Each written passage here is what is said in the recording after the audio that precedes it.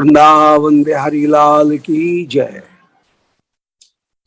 वंदे हम श्री गुरोर श्रीयुतपद कमलम श्री गुरून् वैष्णवांश्च श्री रूपम साग्रजातम सहगण रघुनाथान्वितम तम सजीवम साद्वैतम सावधूतम परिजन सहितम श्री कृष्ण चैतन्य देवम श्री राधा कृष्ण पादान सहगण ललता श्री विशाखान्वितांश्च उल्लल बल्लभ ललना धर पल्लव पानोत्कम नौमि समल्ली मालम हरिः हल्लीशकोल्लसितम। देश विदेश में विराजमान सभी गौर प्रेमी एवं श्री वैष्णव उनको मेरा भगवत स्मरण हरिस्मरण प्रणाम। बीच बीच में ही करती हूँ। हाँ, I'm paying obeisances to all the devotees who are hearing internationally and those who are in the family of Sri Chaitanya Mahaprabhu. Shri Maharaj Shri भक्ति वेदांत नारायण महाराज के अंतर्धान महोत्सव के इस पूर्व बेला में आज उनके महान गुणों का हम स्मरण करने के लिए विराजमान हुए हैं और उनकी अपूर्व देन जो युग को रही उसके प्रति अपनी कृतज्ञता व्यक्त कर रहे हैं। We have assembled to speak, to remember the glories of this great personality, Srila Bhaktivedanta Narayan Goswami Maharaj, to honor his disappearance tithi, which is coming up tomorrow, and also to remember his great contribution to this world. And be grateful. And to be grateful for that. Shri Maharaj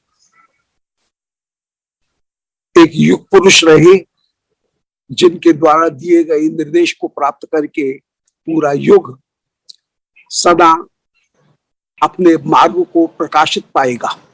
He is like a Yug Purush, a person of the centennial, and he has illuminated a path which will help everyone in this millennium to move forward. Shri Maharaj Shri ने सर्वोत्तम उपास्य, सर्वोत्तम प्रयोजनीय पदार्थ और सर्वोत्तम साधन, इन तीनों के ऊपर जीव मात्र को अधिकार संपत्ति प्रदान करते हुए अपना प्रकाश, अपना ज्ञान उन्हें प्रदान किया। He has illuminated the topmost sadhya, which means what we are aiming for, the topmost prayojan, and the sadhan to attain that. Shri Shrimad भागवती संहिता में प्रारंभ में श्री नारद जी सनंदन ऋषि से कहते हैं कि नमस्तस्मै भगवते कृष्णाया बलकीर्तये, उन श्री कृष्ण को प्रणाम है जिन्होंने जीव मात्र का कल्याण करने के लिए योधत्ते सर्व जीवानाम अभवाय उशती कला, अपनी कला रूप को धारण किया। कौन सी सनंदन ऋषि श्रीमद् भागवतम में श्रुति स्तुति 87वें अध्याय में 10वें स्कंद में in 10.87 of Srimad Bhagavatam, Narad Rishi is telling Sanandan that I pay obeisances to Krishna, जिन्होंने अपने पूरे जिन्होंने अनेक कलाओं को धारण करके जीव मात्र का कल्याण किया। who has assumed many expansions to benefit the living entities, jivas of this world. और इन कला का अर्थ है कि अंश रूप में ही श्री कृष्ण अवतरित हुए और उनका अंश रूप है उनका गुरु तत्व। So this means that Krishna has come in his partial manifestation as an ansha, and that means as Guru Tattva. Shri Gurudev भगवत कृपा की मूर्ति हैं। जब श्री कृष्ण किसी जीव को प्राप्त करना चाहते हैं, जीव को जो किंचित स्वतंत्रता है, उस स्वतंत्रता से वो यदि भगवत भजन करने की थोड़ी सी भी रुचि दिखाता है, तो श्री कृष्ण कृपा करके गुरु रूप में उसके सामने उपस्थित हो जाते हैं। So, Sri Guru is the personification of Krishna's mercy potency. And if the independent living entity has even the slightest desire to attain Krishna, then he comes to him in the form of Sri Guru. Shri Narayan Maharaj एक ऐसे ही महनीय गुरु हैं जिन्होंने पूरे युग को एक महनीय वस्तु, एक महान वस्तु कृपा करके प्रदान की, वो है भक्ति मार्ग।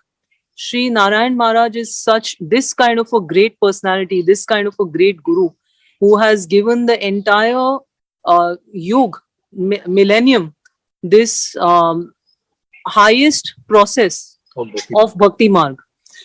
श्री नारायण महाराज का संपूर्ण सिद्धांत श्रीमद् महाप्रभु के सिद्धांत के ऊपर आधारित है। His entire Siddhant philosophy that he's given is exactly based on the philosophy of Sri Chaitanya Mahaprabhu. यदि श्री चैतन्य महाप्रभु के अवदान या उनके समाज को दिए गए आशीर्वाद को यदि हमें विचार करना है, तो ऐसा हो ही नहीं सकता है कि जिस प्रयोजन के लिए श्रीमद् महाप्रभु ने अवतार धारण किया, उस प्रयोजन को हम कभी भी उपेक्षित करें, उनको हम नेग्लेक्ट नहीं कर सकते हैं। If we want to think about what Chaitanya Mahaprabhu has come to this world to give, then it is impossible that we ignore or neglect what is the prayojan, what is the final goal that Chaitanya Mahaprabhu said we should attain. यदि श्री चैतन्य महाप्रभु के अवदान को केवल नाम प्रचार मात्र, जो अधम जन हैं उनके उद्धार मात्र, इतने तक ही सीमित रखा जाए, तो हम श्री महाप्रभु के अपूर्व कृपा को पूरी तरह से नहीं पहचान पाएंगे और उनके साथ में एक तरह से अन्याय करेंगे, कहीं अपराधी हो जाएंगे। If we limit the gift of Sri Chaitanya Mahaprabhu to only spreading Nam Sankirtan all over the world and only delivering the fallen, then we will actually be kind of offending and not doing injustice and doing injustice to what he really came to give. Shrimad महाप्रभु का मुख्य प्रयोजन अवतार का वह अनर्पित चरी भक्ति को प्रदान करना ही था। केवल नाम प्रचार के द्वारा कलहत जीवों का उद्धार करना, यह ही श्रीमद् महाप्रभु के अवतार का मुख्य प्रयोजन नहीं है। Srimad Mahaprabhu came mainly to give Anarpit Chari Bhakti, that Bhakti which was not given for a long time.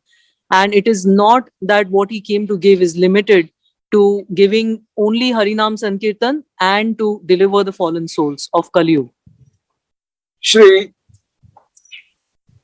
महाप्रभु का सारा सिद्धांत वेद का निष्कर्ष है।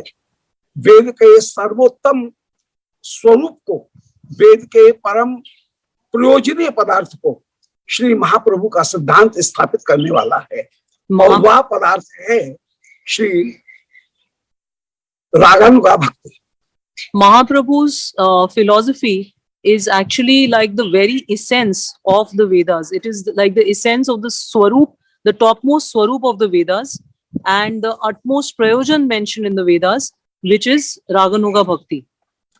ब्रह्म सूत्रों में जैसे कहा गया है अथातो ब्रह्म जिज्ञासा, इसमें अथ शब्द का तात्पर्य है कि अभी तक कर्म कांड में हम वेद का प्रयोग धर्म, अर्थ और काम के लिए कर रहे थे।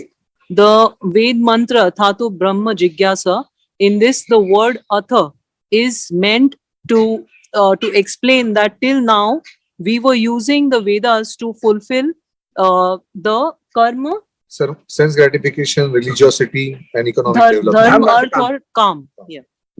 परंतु ये ही वेद का मुख्य अर्थ नहीं है।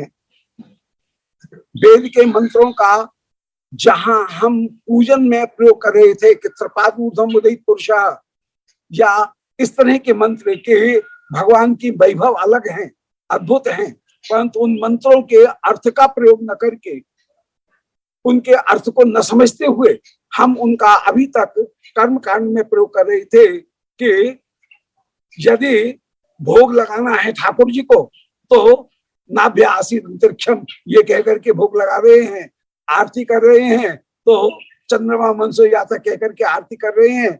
इस प्रकार किसी देवता की पूजा में हमने धर्म अर्थ काम इनके लिए उन वेद मंत्रों का प्रयोग किया, उनका जो वास्तविक तात्पर्य था उसका हमने प्रयोग नहीं किया।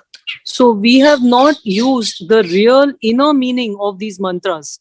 Till now, it was only the external meaning of these mantras. So we would use these Vedic mantras for different activities like offering bhog or doing puja, arti, and various such limbs of devotion. But we never have we had never before this tried to enter deeply into the meanings of these mantras, the essence of these mantras.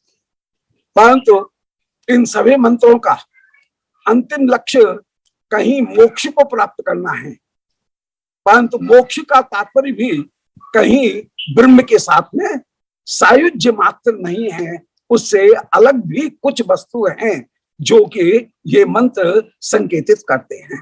It was thought that the ultimate aim anyways of these mantras even is to attain liberation, and liberation was understood as Brahma Sayujya, to like impersonal liberation, to merge with the light. But these mantras, if we study them deeper, then they actually have a deeper meaning than that. They go beyond that.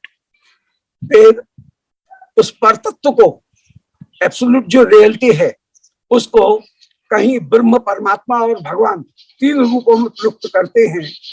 इनमें भगवत्ता ही परतत्व का सर्वोत्तम स्वरूप है। So the Vedas define this absolute reality in three ways: as the Brahma, the impersonal effulgence or the light, then Paramatma, the super soul, and Bhagwan, the supreme Lord. And among these, Bhagavatta is the absolute reality is defined in its ultimate reality as the ultimate reality of absolute reality is the personal conception itself. जो परतत्व है उस परतत्व को भी सर्वदा विशेष से युक्त ही माना जा सकता है। ऐसा हम नहीं मान सकते हैं कि उसमें कोई एडजेक्टिव नहीं है, उसमें कोई विशेषण नहीं है, वह सर्वदा विशेष से युक्त ही है। मतलब जैसे गुणों से युक्त। He is adorned always with spiritual qualities. He has spiritual qualities. That personality can be defined in described with various spiritual qualities. भगवान के जो अनंत अनंत गुण हैं, उन अनंत गुणों के रूप में ही उनकी अनंत शक्तियां हैं, और उन शक्तियों में जगत, जीव और स्वरूप शक्ति, ये तीन शक्ति उनके गुणों की ही, उनकी विशेषताओं की का ही विश्लेषण करती हैं। So among the various qualities that the Lord has, they are infused with various potencies, and the potencies are of three types. The potencies are of three types: Jeev, जगत और वैकुंठ। जगत और Vaikuntha. स्वरूपभूत।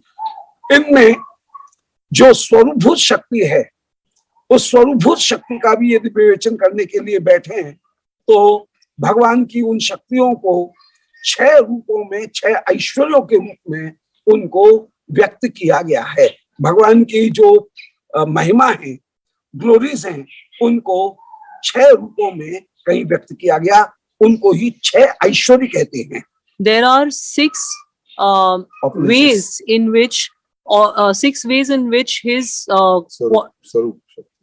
Swarup Shakti, internal potency has been described, and those 6 opulences, those are 6 opulences.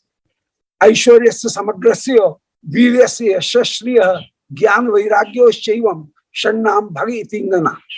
Aishwarya, that means opulences, वीर्य, that means उनकी power, Shri मन उनका attraction और उनकी शोभा, यश उनकी ग्लोरीज, उनका ज्ञान नॉलेज और उनका वैराग्य, उनका renunciation. रिनंसिएशन, ये 6 जो ऐश्वर्य हैं, इन 6 ऐश्वर्यों में भी श्री ऐश्वर्य ही प्रधान है।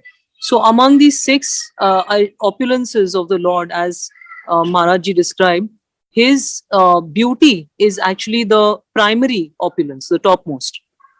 और भगवान की मधुरता का सार, भगवत्ता का सार उनका माधुर्य, उनका स्वीटनेस ही है। And the very essence of his godhood is his sweetness itself. इसीलिए श्री चरितामृत में, चैतन्य चरितामृत में निरूपण किया गया कि माधुर्य भगवत्ता सार ब्रजे कैल परचार ताहा शुक व्यासे नंदन स्थाने स्थाने भागवते वर्णी आचे जनाईते या सुन माते भक्तजन। द भगवत्ता का जो सार है वह सार माधुर्य ही है। That this has also been described in this verse that Maharaj ji mentioned from the Chaitanya Charitamrita, that the very essence of Godhood is his topmost sweetness, Madhurya. माधुर्य का तात्पर्य है कि अनंत ऐश्वर्य के प्रकट होते हुए या न होते हुए भी जहां मनुष्यवत लीला का त्याग न हो, उसका नाम है माधुर्य। Madhurya means that even though there may be the topmost and unlimited Aishwarya opulences, but the Present or human not like, present. whether they are present or not present, but the human like behavior It's of not the Lord transgressed. is not transgressed. It's not left behind. इस माधुर्य का सर्वोत्तम प्रकाशन यदि कहीं है तो वो श्री वृषभानंदिनी श्री कृष्ण की ही आह्लादनी स्वरूपा श्री राधा रानी के साथ में ही श्याम सुंदर की जो मधुर लीलाएं हैं, उनका जो मिलन है, वही इस माधुर्य का सबसे बड़ा सार है। The topmost essence of this Madhurya is when Srimati Radharani, the daughter of Rishabhanu Maharaj, meets with Sri Krishna in their conjugal pastimes. Shri वृषभानंदिनी मुख्य रूप से आश्रय पदार्थ हैं और श्री श्याम सुंदर विषय पदार्थ हैं, क्योंकि श्री श्याम सुंदर अपनी आत्मारामता के कारण अपने सुख को पूरी तरह से श्याम सुंदर श्री किशोरी जी को समर्पित नहीं कर पाते, जबकि श्री किशोरी जी श्री राधा रानी अपने संपूर्ण सुख को पूरी तरह से 100% श्याम सुंदर को समर्पित करती हैं। So Radharani is the Vishay, the Abode of love. abode of love, Krishna is the object of love. whereas Krishna is the object of love. And the way that Radharani is able to completely give herself in her love for Krishna, Krishna is not able to completely give himself because he is Atmaram. इसीलिए श्री कृष्ण के हृदय में निकुंज में 3 अभिलाषाएं ऐसी रहती हैं जिनको वे पूरा नहीं कर पाते। That's why in the Nikunja there are 3 desires in his heart which he is unable to fulfill. Krishna is unable to fulfill. पहली अभिलाषा है कि श्री राधिका की प्रणय महिमा कैसी है। The first desire is how great, what is the glory of Radharani's love. Shri Radha Rani का प्रेम इतना महान है कि श्री कृष्ण शिष्य नट बन जाते हैं और श्री राधा रानी उनकी इंस्ट्रक्टर, उनको उपदेश देने वाली गुरु होकर के ही विराजमान होती हैं। Her love is so glorious, it's so glorious that she becomes like his guru and he becomes like her disciple. दूसरी अभिलाषा जो निकुंज में पूरी नहीं हो सकी, वो अभिलाषा है कि श्री राधिका का आस्वाद निस्संदेह बड़ा है, श्री कृष्ण का आस्वाद उतना बड़ा नहीं है। विषय जातीय आस्वाद बड़ा नहीं होता, आश्रय जातीय आस्वाद ही बड़ा होता है। So the second desire that could not be fulfilled in the Nikunja is that Krishna observes that Radharani is tasting something higher, more happiness than he is able to taste. But the happiness that the ashray, the object of love, tastes, technically it should be higher than the happiness that the abode of love or the vishay is tasting. जब श्री श्याम सुंदर श्री किशोरी जी का दर्शन करते हैं उस समय वे केवल मोहित मात्र होते हैं, परंतु श्री राधिका जब कृष्ण के माधुर्य का आस्वादन करती हैं तब वे बेभान हो जाती हैं, उनको अपनी भी सुध मात्र नहीं रहती। When Sham Sundar sees Radhika, he is captivated, he is very much attracted. But when Radharani sees Sri Sham Sundar, she is so overwhelmed that she forgets even her own existence. She forgets about herself. तो ये दूसरी अभिलाषा थी जो उसको निकुंज में श्री श्याम सुंदर पूरा नहीं कर पाई। So this was the second desire that Sham Sundar could not fulfill in the Nikunja. इसी प्रकार तीसरी एक अभिलाषा भी थी। श्री श्याम सुंदर मन में विचार करते हैं कि मैं अपने माधुर्य का आस्वादन कृष्ण बन करके नहीं ले सकता हूं। So the third desire was that he was thinking, I cannot taste my own sweetness being as in this same body as Krishna. Being Krishna myself, I can't taste my own sweetness. जैसे मिश्री का स्वाद मिश्री स्वयं नहीं ले सकती है, Just उससे like अलग होना चाहिए पड़ता है, इसी प्रकार कृष्ण के माधुर्य का आस्वाद स्वयं कृष्ण पूरी तरह से नहीं ले पाते, इसलिए वे राधा भाव और द्युति दोनों को प्राप्त करने के लिए उत्सुक होते हैं। Just like the sugar can't taste itself, you have to be different from the sugar to be able to taste the sweetness of sugar or to taste sugar. And hence, he has the desire to accept this Radha Bhav and Kanti, her color, to be able to taste this.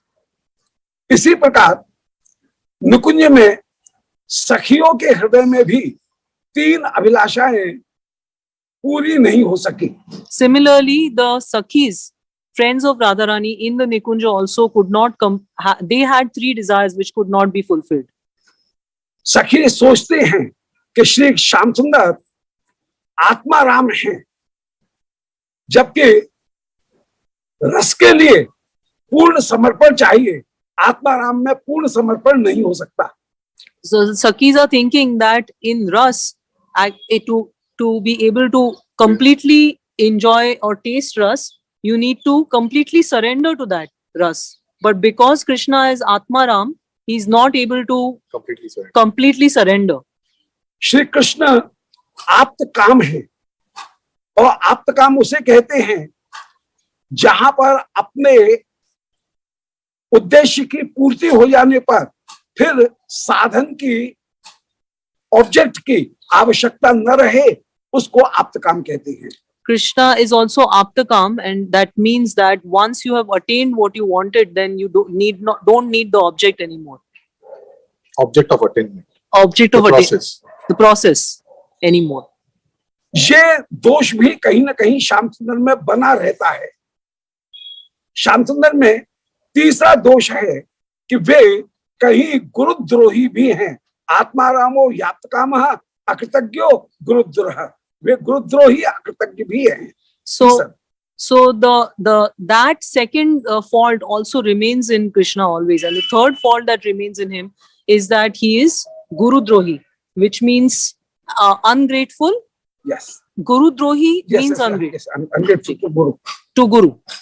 That means इसका तात्पर्य ये है कि श्री श्याम सुंदर उन लोगों को दुख दे रहे हैं, विरह प्रदान कर रहे हैं जो श्याम सुंदर की सेवा करना चाहती हैं। उन गोपियों को वे उल्टा विरह प्रदान करते हैं, दुख देते हैं। This means that he is actually giving a distress to those who are trying to serve him, like gopis in this case, where he's making them feel separation from him, whereas they were trying to serve him. परंतु जब श्री कृष्ण ही राधा भाव द्युति सुबलित होकर के विराजमान होते हैं, तो श्री कृष्ण में ये तीनों ही दोष नहीं रहते। But when Krishna himself comes as assuming the mood and color of Srimati Radharani, then these three faults are no longer present in him. उस समय श्री श्यामचंद्र न आत्माराम रहते हैं, न आप्तकाम रहते हैं, और न गुरुद्रोही रहते हैं, बल्कि वे सब प्रकार से श्री प्रिया जी की सेवा करना चाहते हैं। At that time, he Krishna की सेवा करना चाहते हैं। he doesn't have any of these three faults of Atmaram, Aptakam or Guru Drohi. All he wants to do is serve Shri Krishna. इसी प्रकार श्री राधा रानी की भी कुछ अभिलाषाएं निकुंज में पूरी नहीं हो पाती। Similarly, some desires of Srimati Radharani are also not able to be fulfilled in the Nikunja. Shri Radha Rani जब भी कृष्ण के वियोग में व्याकुल होती हैं तो उनको रसोई घर में जाकर के छिप करके अपने आंसुओं को छिपाना पड़ता है, और यदि कोई पूछे तो कहना पड़ता है कि धुएं के कारण ये आंसू आ रहे हैं। So when she is crying due to being in great separation from Krishna, she has to go and hide in the kitchen of her house. And then if someone asks her that why are you weeping, and she says, no, this is just due to the smoke in the fire that's burning here that my tears are coming in my eyes. इसी प्रकार श्री राधा रानी सोचती हैं कि कुल बधू होने के कारण मैं श्याम सुंदर के साथ में गोचारण करने के लिए कहीं उनके साथ में नहीं जा सकती हूँ, और श्याम सुंदर के शिल त्राण पर ही सीत तीतना कल लता मन कांत गच्छति, गाय चराते हुए श्याम सुंदर के चरणों में यदि कोई पीड़ा लगती होगी, कोई कांटा लगता होगा, तो हाय मैं उस कांटे को स्वयं सहन करना चाहती थी, परंतु कुल बधू होने के कारण मैं श्याम सुंदर के साथ में नहीं जा सकती। So because I am a married gopi of Vraj, I cannot go with Shyam Sundar for cow herding, and when he goes for cow herding, sometimes some thorns may prick his foot, and I'm not able to be there at that time with him to try to alleviate that pain, and this causes her great distress. कब वो अवसर होगा जबकि सारे कष्ट को मैं अपने ऊपर सहन कर लूं, और जब श्री महाप्रभु के स्वरूप में श्री राधा रानी श्री कृष्ण के आवरण बन करके विराजमान होती हैं, अंत कृष्ण बहिर्गौर होकर के जब श्री महाप्रभु विराजमान होते हैं और महाप्रभु मूर्छित होकर के गिरते हैं, तो सारी चोट श्री राधा रानी अपने ऊपर सहन कर लेती हैं।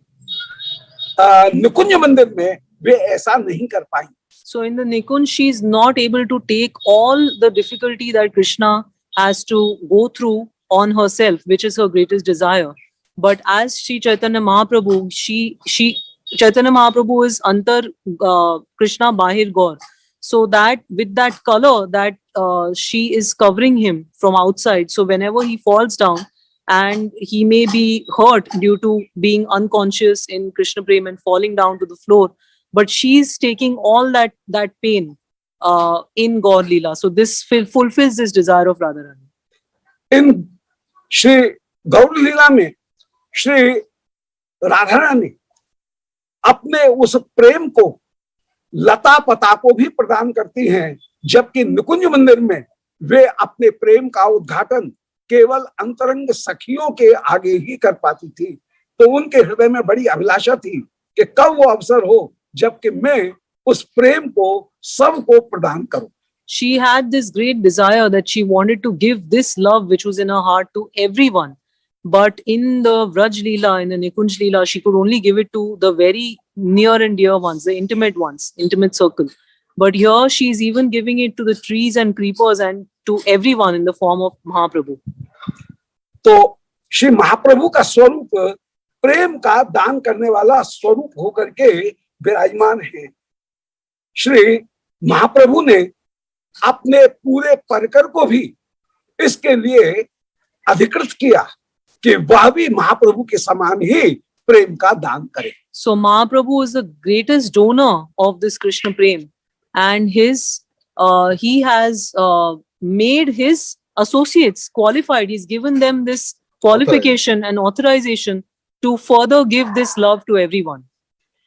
और श्री भक्ति वेदांत नारायण गोस्वामी महाराज उसी परंपरा में एक महान स्रोत होकर के विराजमान हुए, जिन्होंने के श्रीमद् महाप्रभु के द्वारा जो प्रेम प्रदान करना चाह रहे हैं उस अनर्पित चरी भक्ति को उन्होंने श्री नारायण महाराज ने भी कृपा करके सारे विश्व को वो भक्ति प्रदान की।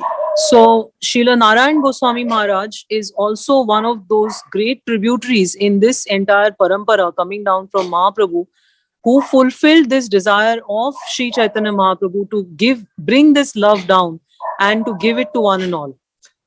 अनर्पितचरी भक्ति का तात्पर्य है भावोल्लास में ही भक्ति, अर्थात जहां श्री राधा रानी के प्रति ऐसी श्रद्धा उत्पन्न हो जो श्रद्धा कृष्ण से भी अधिक बढ़कर के है, उसका नाम है भावोल्लास. So Anarpitchari Bhakti means indicates Bhaullas Rati, which means that you have more faith in Srimati Radharani as opposed to Sri Krishna. This is the meaning of Bhaullas. संचारी स्यात् समोना वा कृष्ण रत्या सुहृद्रति अधिका पुष्यमाना चेत भावोल्लास स उच्यते. जहां पर श्री कृष्ण के प्रति जो प्रीति है उससे भी बढ़कर के श्री राधिका के प्रति प्रीति हो, उस प्रीति का नाम श्री भावोल्लास है. और यही अनर्पितचरी भक्ति श्रीमद् महाप्रभु ने कृपा करके अपने अंतरंग परकरों को प्रदान की. So Mahaprabhu has given this specific bhakti to his intimate associates, wherein the affection to Srimati Radhika is far greater than the affection one has for Sri Krishna. Shri Radha Rani भी अपनी सखियों के प्रति प्रेम रखती हैं, सखी भी राधा रानी के प्रति प्रेम रखती हैं, परंतु राधा रानी का सखी ललता के प्रति प्रेम वह संचारी मात्र कहलाएगा, क्योंकि उनकी मुख्य रति श्री कृष्ण के प्रति है, जबकि श्री ललता का या श्री रूपमंजरी का जो प्रेम है वह श्री कृष्ण और राधिका की, कृष्ण की भी अपेक्षा श्री राधिका के प्रति अधिक है, अतः वह स्थायी भाव कहलाएगा. So the rati, the love that Srimati, that Radharani has for Lalita is Sanchari. Sanchari, it's transient because her main Sai Bhav is for Krishna. Her main affection is for Krishna. But when you consider someone like Roop Manjari, then her Sai Bhav is that she has more affection for Srimati Radharani. For in case of Manjaris, their Sthai Bhav is in Radharani. Yes, मंजरियों का स्थायी भाव श्री राधा रानी में, और वे राधा रानी को ही श्याम सुंदर के साथ में मिलाना चाहती हैं. And all that they want is to make Radharani meet with Shyam Sundar. इसलिए मंजरियों का जो भाव है उसमें कहीं भी अपने अंग संग की इच्छा नहीं है, अपने इंटरेक्शन की आवश्यकता की इच्छा उनमें दूर दूर तक नहीं है. And hence there is no possibility of the Manjaris ever desiring to unite themselves with Krishna. They never even have the thought of this or the desire of this. इसलिए श्री मंजरियों की प्रीति में स्वार्थ का कहीं अवसर है ही नहीं, एक तनिक मात्र भी स्वार्थ का कहीं भी अवसर प्राप्त नहीं होता है. And hence in the Manjari's affection, they have no even the slightest tinge of selfishness or self-interest at all, because they don't desire this to meet with Krishna for themselves ever. जितनी मात्रा में स्वार्थ का अंश रहेगा उतनी मात्रा में प्रेम कम हो जाएगा, क्योंकि मंजरियों में बिल्कुल भी अपना स्वार्थ है ही नहीं, इसलिए उनका प्रेम निस्संदेह अधिक श्रेष्ठ श्रेणी का माना जाएगा. And that is why their love, the Manjari's love, is considered to be the topmost, because the amount of love will proportionately be considered to be lower depending on how much selfishness, self-interest one has. यदि निज स्वार्थ नहीं है तो कृष्ण माधुर्य का सर्वोत्तम आस्वाद प्राप्त होगा, अन्यथा कृष्ण माधुर्य का सर्वोत्तम आस्वाद अपने स्वार्थ के कारण कुछ खटाई को लेकर के विराजमान होगा, उस मिठास में कुछ खटास आ जाएगी. So only if one is bereft of all, like has no selfish motive at all, will one be able to taste the sweetness of Krishna completely in totality. But if one has even the slightest self motivation, then there will be some sourness added to that sweetness, to the tasting of that sweetness. इसलिए नायिका भाव की अपेक्षा सखी भाव अधिक श्रेष्ठ है और सखी भाव की भी अपेक्षा मंजरी भाव सर्वोत्तम है। नायिका का मतलब हीरोइनस और सखी सखी माने फ्रेंड फ्रेंड ऑफ राधा। और ये मंजरी। So it is, that is why it is the gradation goes from lower to higher, from the ones who wish to be heroines of Krishna, independent heroines, to the ones who are heroines but they are sakhis of Radharani, like friends of Radharani, and the third, which is the highest level, is the Manjaris. मंजरी भाव यह एक दुर्लभ भाव था। श्रीमद् महाप्रभु उस भाव को कृपा करके प्रदान करते हैं और वह भाव श्री महाप्रभु के परिकर के द्वारा, जैसे श्री नारायण महाराज उनके द्वारा अन्य लोगों को भी प्रदान किया गया। और इसीलिए श्री नारायण महाराज की सबसे बड़ी विशेषता यह रही कि उन्होंने उन मधुर सिद्धांत के ग्रंथों को, लीला के ग्रंथों को भी प्रचारित किया, उनका अनुवाद कराया और उनको प्रचारित किया, जिससे कि साधक के हृदय में लोभ उत्पन्न हो सके। So this was the so Chaitanya Mahaprabhu came to give this extremely rare Manjari mood, and he authorized and gave the qualification to his inner intimate associates to disperse this mood to others. And Srila Narayan Goswami Maharaj is one such intimate associate of Sri Chaitanya Mahaprabhu who has done this in this world. And for this reason, he not only preached, but he also published, he composed, he translated and commented on many such books and published them to be able to give his followers this to have to breed this greed within their hearts. मंजरी भाव को प्राप्त करने के लिए साधक को 4 चीजों की जरूरत पड़ेगी। The sadhak needs, the devotee will need 4 things to nourish this Manjari bhav within their heart. सबसे पहली आवश्यकता है लोभ। जहां भक्ति में प्रवृत्ति लोभ के कारण उत्पन्न होती है, उसे राग भक्ति कहा जाता है। The first and foremost is greed, where you want to do progress in bhakti due to this greed is called rag bhakti, raganuga bhakti. परंतु जहां शास्त्र की आज्ञा के कारण प्रवृत्ति होती है, उसको विधि भक्ति कहा जाएगा। And where you are doing bhakti due to the prescriptions of the scriptures, then that is called vaidhi bhakti. रागानुगा भक्ति के लिए आधारभूत वस्तु है लोभ। The basis of raganuga bhakti is this greed. दूसरी वस्तु जो रागानुगा भक्ति के लिए आवश्यक है, वह है अनुगत्य। The second thing that is most essential for raganuga bhakti is anugatya, following under someone who can teach that. तीसरी वस्तु रागानुगा भक्ति के लिए आवश्यक है, वह है कृपा। यहाँ अपना साधन काम नहीं करता है, यह पूरा मार्ग कृपा का मार्ग है और यहाँ पर कृपा ही एकमात्र उस प्रीति को, श्री राधिका दासी की जो प्रीति है, उस प्रीति को कृपा के द्वारा ही प्राप्त किया जा सकता है। कृपा ही उसका साधन है और कृपा ही उसका फल है। कारण, साधन और फल तीनों कृपा ही। So the third is mercy, and without mercy one cannot attain raganuga bhakti or this mood of maid servant of Srimati Radharani. The sadhan, sadhan or साधन, karan, the cause, साधन,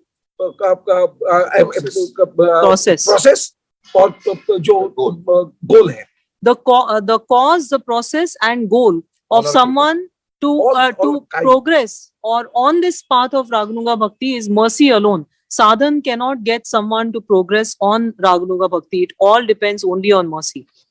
और चौथी जो आवश्यक वस्तु है, वो चौथी आवश्यक वस्तु है श्री किशोरी जी के साथ, श्री जुगल सरकार के साथ में कहीं संबंध ज्ञान, कि मैं उनकी दासी हूं। मदीशा नाथत्वे ब्रज विपिन चंद्रम ब्रजवनेश्वरीम तन्नाथात्वे तत्तुल सखीत्वे तो ललताम विशाखाम शिक्षाली वितरण गुरुत्वे प्रियसरो गिरीन्द्र तत्प्रेक्षा ललित रथ रत्ते मर्मना। सबसे पहले साधक को ही विचार करना पड़ेगा कि मैं राधा रानी की दासी हूं। राधा रानी के प्यारे हैं श्याम सुंदर, इसलिए प्यारे की प्यारी वस्तु दुगनी प्यारी होती है, तो श्याम सुंदर मेरे दुगने प्यारे हुए।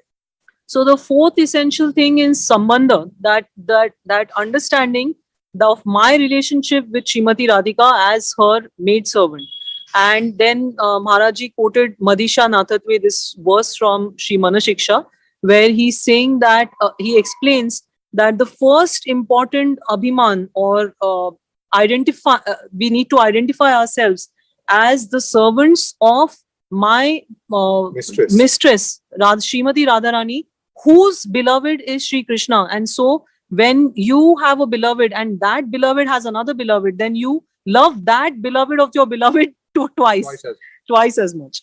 और श्री कृष्ण की प्यारी हैं राधिका, इसलिए राधिका 4 टाइम अधिक प्यारी हो गई। And then because again Radhika is Sri Krishna's beloved, then she is 4 times as much beloved to us. तो इस प्रकार श्री रागानुगा भक्ति के 4 आधारभूत जो घटक हैं, फैक्टर्स हैं, लोभ, अनुगत्य, कृपा और संबंध, इन चारों को श्री नारायण महाराज ने कृपा करके अपने ग्रंथों के माध्यम से, अपने प्रवचन के माध्यम से और अपने आचरण के माध्यम से उन्होंने अपने शिष्यों को और भक्तों को कृपा करके उनको प्रदान किया।